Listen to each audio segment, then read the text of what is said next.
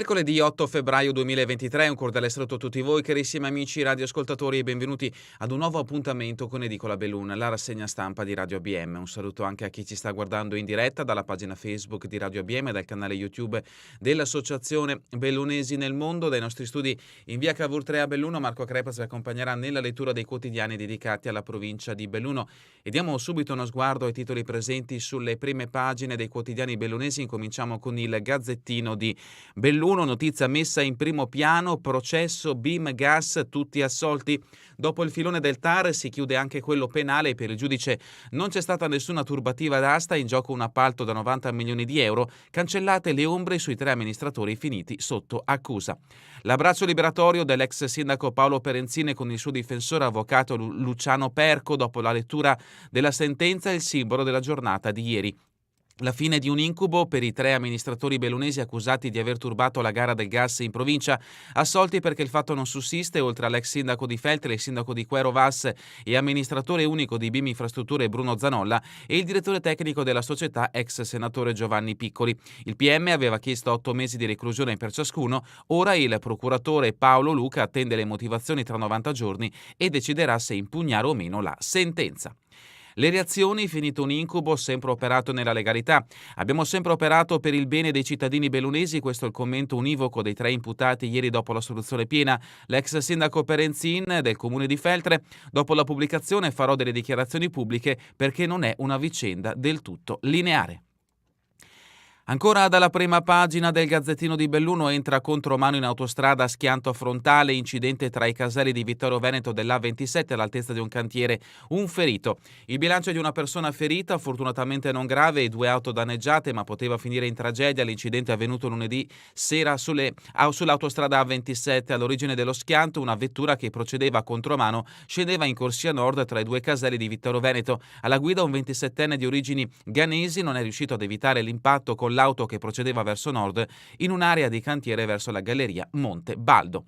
E a proposito di viabilità, controlli a tappeto in Cadore e patenti ritirate. Fine settimana di controlli sulle strade del Cadore, i carabinieri hanno controllato oltre 70 persone e una trentina di veicoli, 6 le patenti ritirate. Cortina, una task force per la sicurezza negli alberghi. L'obiettivo comune è assicurare livelli di sicurezza più elevati negli alberghi. Questo è l'incipit dell'incontro che Mariano Savastano, prefetto di Belluno, ha avuto ieri a Cortina nel distaccamento dei Vigili del Fuoco con il comandante provinciale Antonio Del Gallo, con il sindaco campezzano Gianluca Lorenzi e Stefano Pirro, presidente dell'Associazione Albergatori Cortina.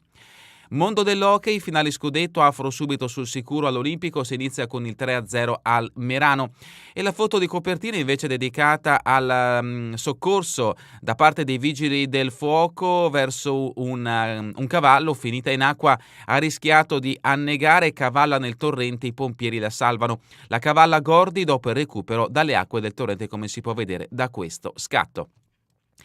Ancora dalla prima pagina del Gazzettino di Belluno, notizie di spalle, Santa Giustina, caro tariffe, genitori infuriati, aumento per gli asili di Cerniai e Meano dal 34 al 54%, nasce un comitato di genitori che avvia una raccolta firme per chiedere al sindaco di iniziare a valorizzare il tessuto scolastico pubblico.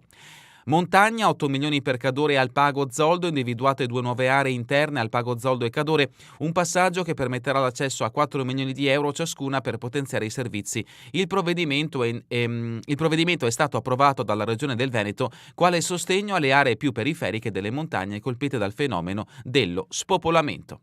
E ancora la storia, i miei genitori nell'inferno del terremoto in Turchia, la protesta, chiusura Safilo, oggi lo sciopero, l'occhialeria è la nostra forza. Lutto nel mondo del giornalismo, il personaggio è morto a Tokyo, Pio D'Emilia, ospitò il leader di Tiananmen. Giornalista e inviato, Pio D'Emilia, 68 anni, si è spento ieri, era di casa a Misurina nella sua capanna Balbo, sede di incontri internazionali.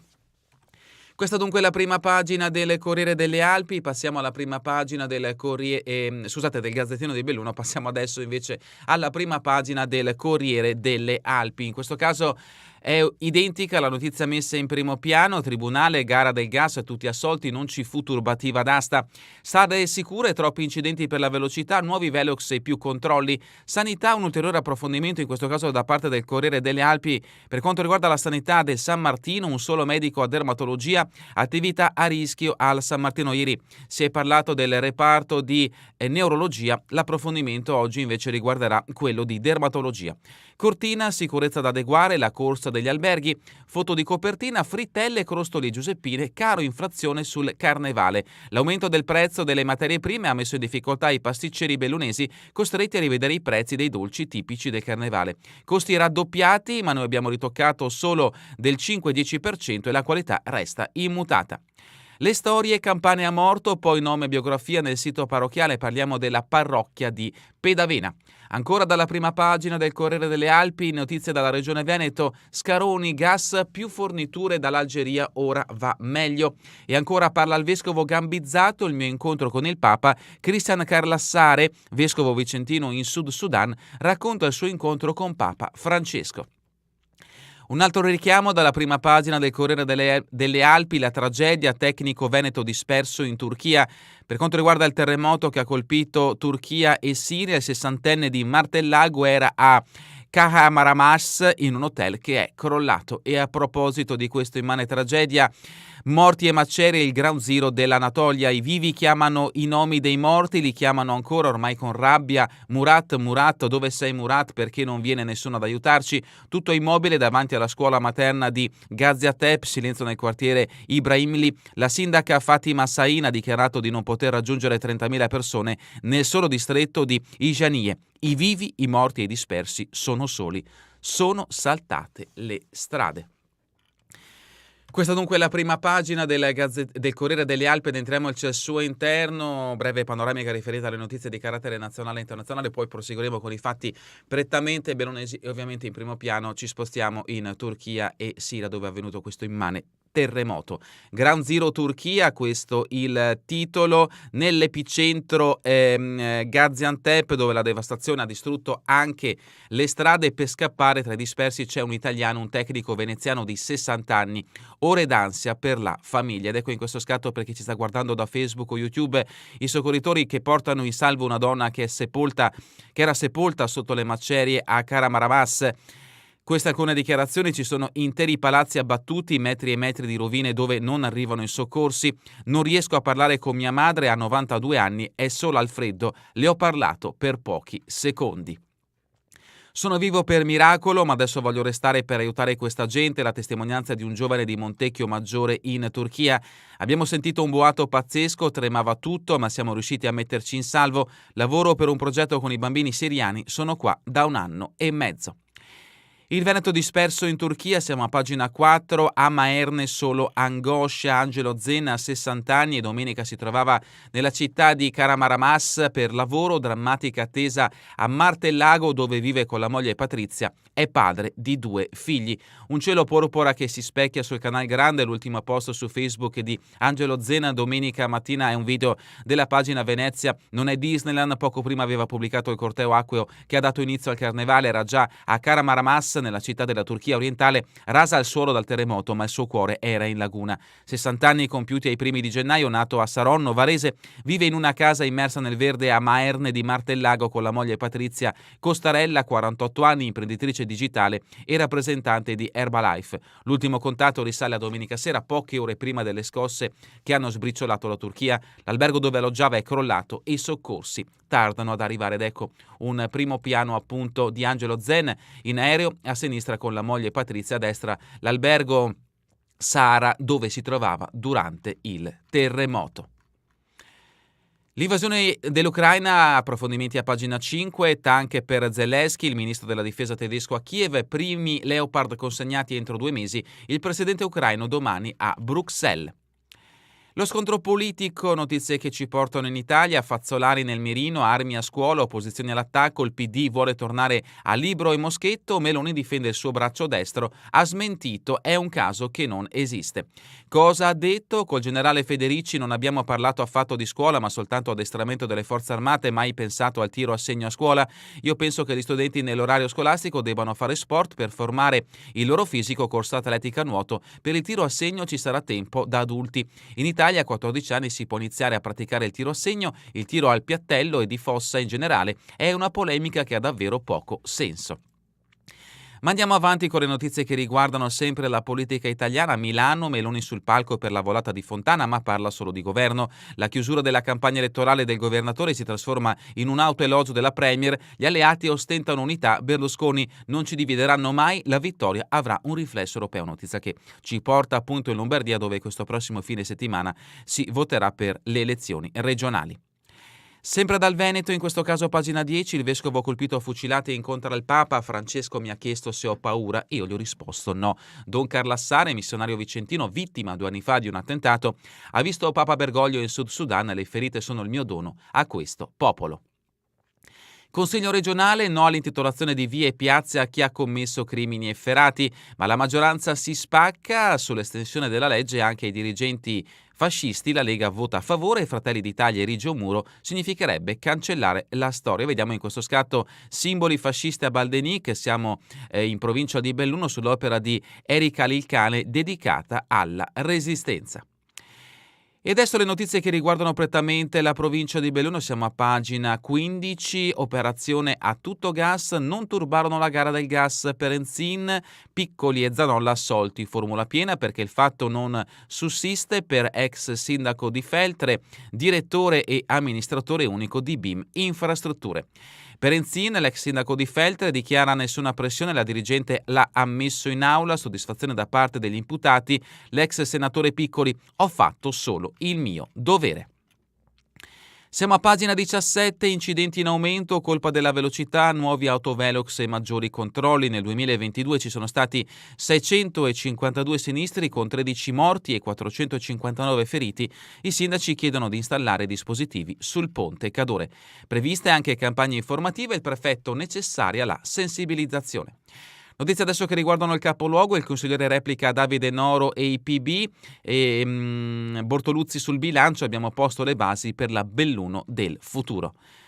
E adesso la sanità bellunese, principalmente del capoluogo, del suo ospedale San Martino, attività a rischio anche in dermatologia, resta un solo medico, 2 si sono dimessi, l'USL sta cercando nuovo personale, a Nao si lavora in emergenza e l'utenza lamenta i ritardi. Soltanto nel novembre 2020 l'USL annunciava l'assunzione di Evio Peschiutta come nuovo direttore dell'unità operativa semplice dipartimentale di dermatologia all'ospedale di Belluno, insieme all'altro specialista Jacopo Brozzi. I 2 medici dovevano affiancare l'unica collega rimasta in reparto, la dottoressa Carla Milo. In 2 anni però si è tornati alla situazione di partenza, i 2 assunti sono andati via e ancora una volta a rimanere sola in reparto è la dottoressa Milo. L'attività di dermatologia del San Martino negli ultimi anni ha perso appeal oltre che personale e ora, assieme ad altri reparti dell'ospedale Hub bellunese, si trova in ginocchio per la continua fuga dei professionisti.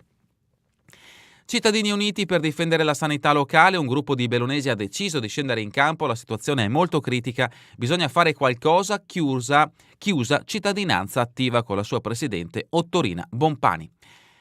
Andiamo avanti con pagina 19, Cadore, Val di Zoldo e Alpago dichiarate aree interne, via libera dalla regione all'inserimento di 4 unioni montane in 2 zone, subito 4 milioni ciascuno per i servizi essenziali e accesso ai bandi specifici. Cesca, l'occhielleria sta cambiando, nessun lavoratore va lasciato indietro, crisi Safilo, oggi la protesta in diretta sulla 7, la segretaria della FEMCA riflette sul caso. Le soluzioni portino crescita professionale, continuità produttiva e nuove prospettive. Ambiente bellunese, stop ai prelievi nel Piave per le colline del Prosecco, una manna per i laghi. Il Consorzio Trevigiano punta a realizzare degli invasi che raccolgano acqua piovana. La proposta è stata avanzata e attesi contributi regionali. Un dolce carnevale, l'approfondimento del Corriere delle Alpi a pagina 20, frittelle, crostoli e giuseppine, i pasticceri hanno frenato i rincari, i prezzi delle materie prime alle stelle, ma aumenti tra il 5 e il 10%. La qualità è assicurata. Pagina 21, FIAB in piazza sabato per le cartoline sulla bicipolitana. Parte ufficialmente l'iniziativa, scrivi al sindaco, finora l'amministrazione non ha fatto proprio nulla. L'appuntamento quindi è per questo sabato nel salotto del capoluogo bellunese.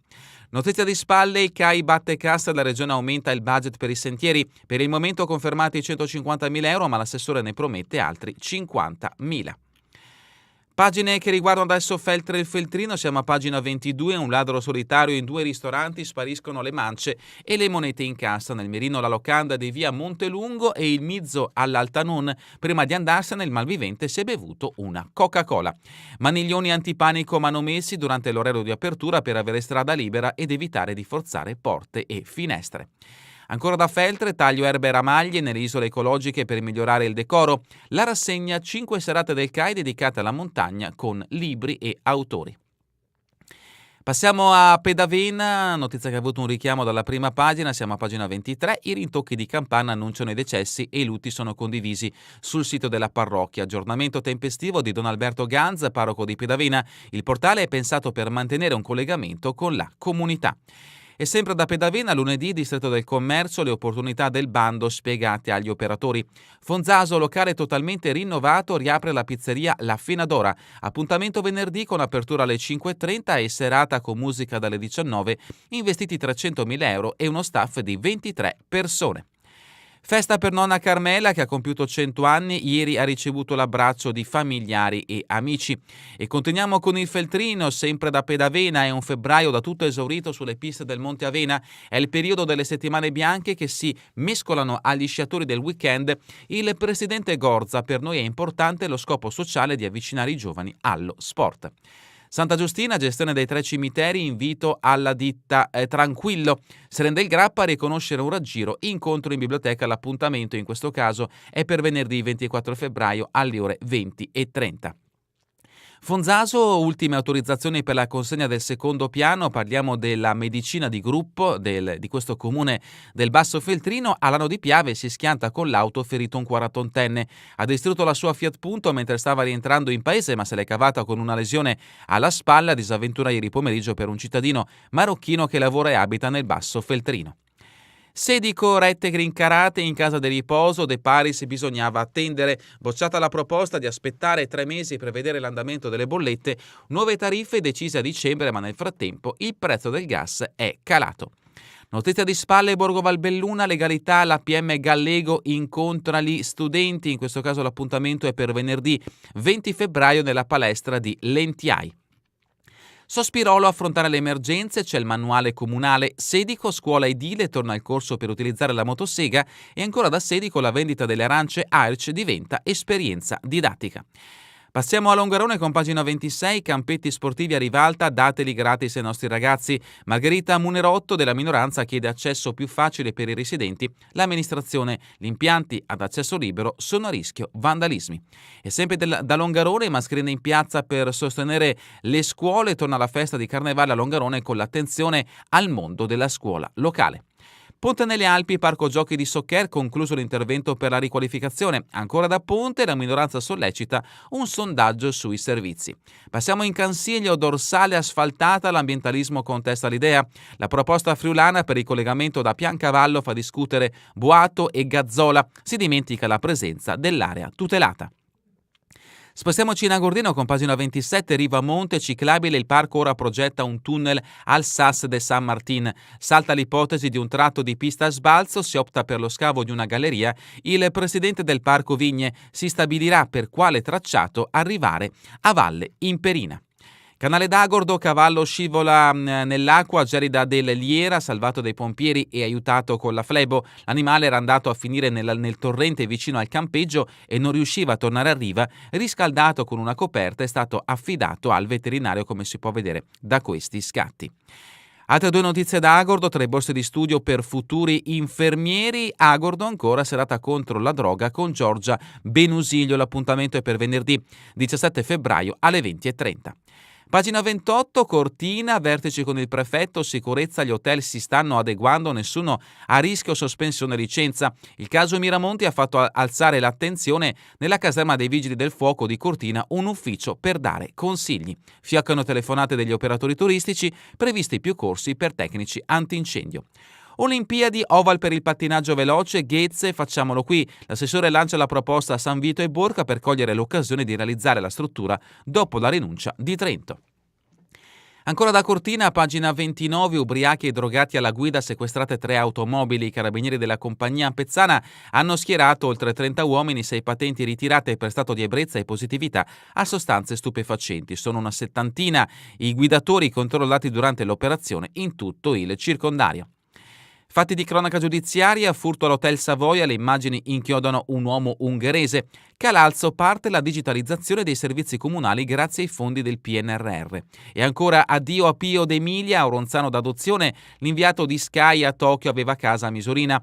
Ha suscitato commozione in Cadore e in tutto il Bellunese la notizia arrivata ieri pomeriggio dal Giappone della morte del giornalista Pio d'Emilia, 68 anni, inviato di Sky TG24 ma anche firma storica del Manifesto. Originario di Roma, da 30 anni impegnato professionalmente in Asia, era legato in particolare ad Auronzo e a Misurina, dove possedeva un'abitazione e dove soggiornava quando rientrava in Italia per un periodo di vacanze.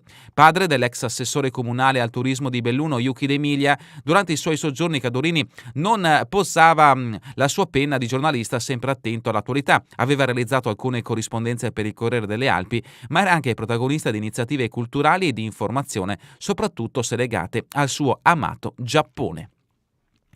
Cultura e società, pagina 30, i tesori recuperati, la guerra, l'abbraccio e un albero generoso, l'arte di Safet Zecchi illumina Sant'Eunisto. Treviso, le nuove opere completano il progetto nella chiesa, diventata centro culturale grazie alla fondazione Benetton.